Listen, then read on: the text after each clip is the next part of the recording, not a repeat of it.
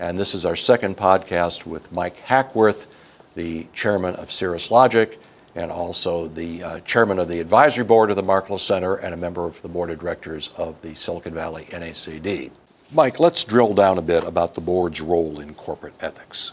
Well, certainly their number one thing is to drive ethical behavior in the boardroom. Now, how do you do that? Well, first of all, always ask the question, at least mentally, if not verbally, is it ethical? And by the way, if you think there's an ethical issue, as an attorney once told me about 30 years ago, there probably is an ethical issue. And I certainly can testify my life's experiences that when I thought there was one, in fact, there was one. The next is to monitor the CEO and C-level executives' behavior. Do their behaviors suggest the ethical standards by which you want the corporation to operate against? Do the executives, when they're making their presentations, their strategies, their decisions, do they reflect on the ethical consequences of those decisions? Now, I'm not trying to create a bureaucratic environment here, but if the subject would suggest that there might be an ethical issue, do they talk about it in the pros and cons and the alternatives? And the third is the board should be aware of what employees are motivated by. What are their incentives? What are they promoted on? What are they fired on? What are they punished on?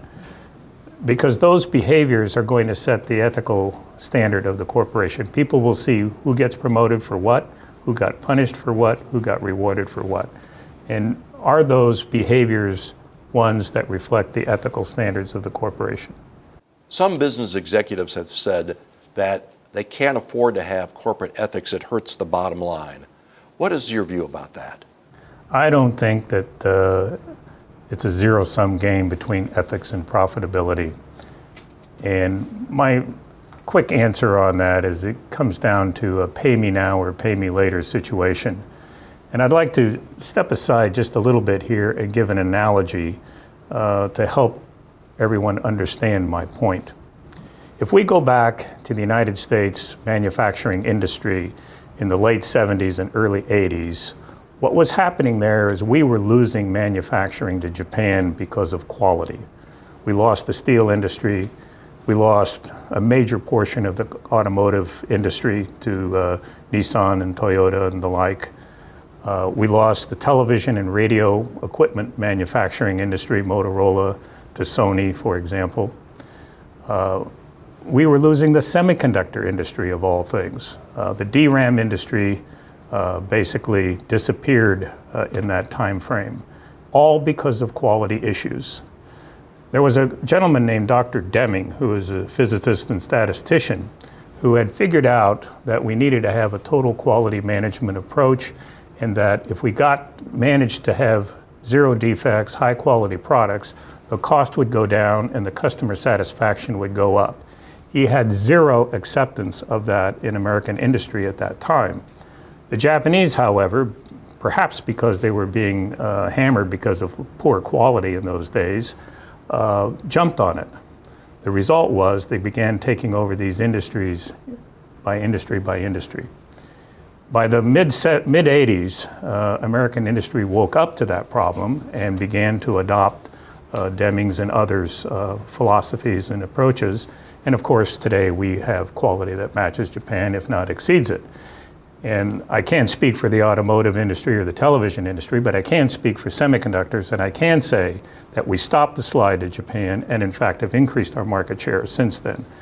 But what happened in American corporations? What they found was that the satisfaction of the customer went up and the cost of the product went down, profitability went up, even though they had to front end put in processes, controls, training, systems to ensure that things were done right the first time, that causes of error were removed, and quality went up. So cost went up in the short term, but profits went up dramatically in the long term. So that's an analogy. Now, if we go back to look at ethics, I see a very similar situation.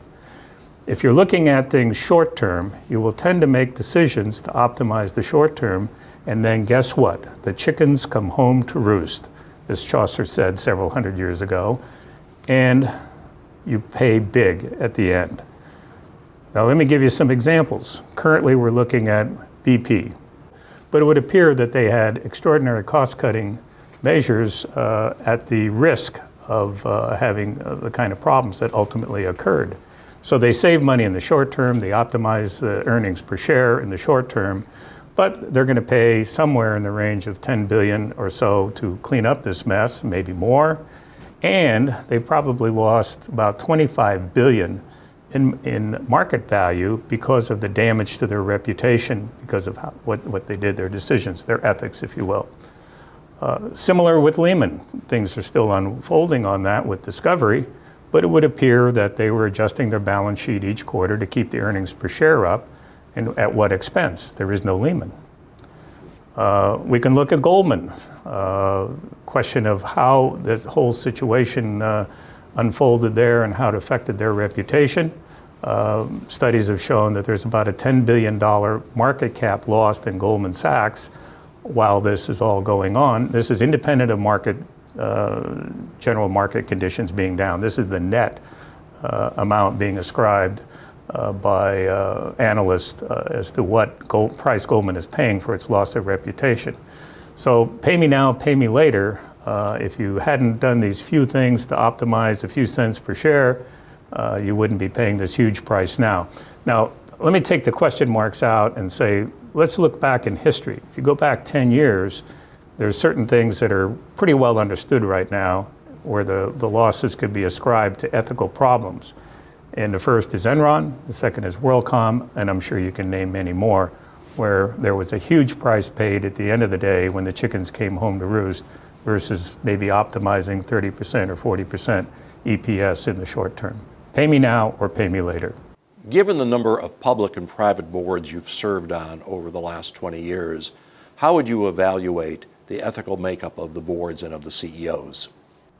Well, actually, it's very interesting. I made a list of the boards that I served on and the CEOs and ranked them out. And I actually was going to come up with a complex diagram, multiple parameters, weighting system, points to score the CEOs. And I finally gave up on it and said, look, I'll just use an academia approach, A, B, C, D, F. And it's 15 CEOs, it's 9 companies, about half public, half private, over a 20-year span. And what was very interesting, and it surprised me when I did this, was only a little more than half came up with A ratings. I said, I had 1 B, I had several C's. In the C's, 1 was fired, 1 I resigned, and 1 I'm still currently on the board of. And we butt heads now and then. We're making progress. I'm feeling okay about it, but it's a C. There were 2 Ds. Both of those were fired. And there was 1 F. It happened to be a private company, and the VCs didn't want to take any action, so I resigned from the board. And this was because I saw severe ethical lapses, but I was unaware of a situation that was going on that resulted 18 months later of the CEO being charged with fraud, being tried, convicted, and actually serving jail term for a multiple number of years. So I've seen the good, the bad, and the ugly. It's been fun, it's been challenging, and you just have to stand tall and stand by your principles when you're in these situations. Lastly, Mike, what takeaway points would you leave us with? Yeah, to summarize this, I think there are 3 points I'd like to leave you with. Number 1 is power does tend to corrupt. As a professor at Cambridge University in London said in the late 1800s, addressing abuses by the king. And the board's role here is to recognize that and to hold the CEO accountable. They got to stand tall, as I said a moment ago. The second is there is no inverse relationship between profit and ethics. Good ethics is good for business. And the third is you can't change the CEO's character. So in reflecting on this, you might just go down and rank your CEOs of the boards you're on. A, B, C, D, F. If it's F, you either fire the person or get off the board.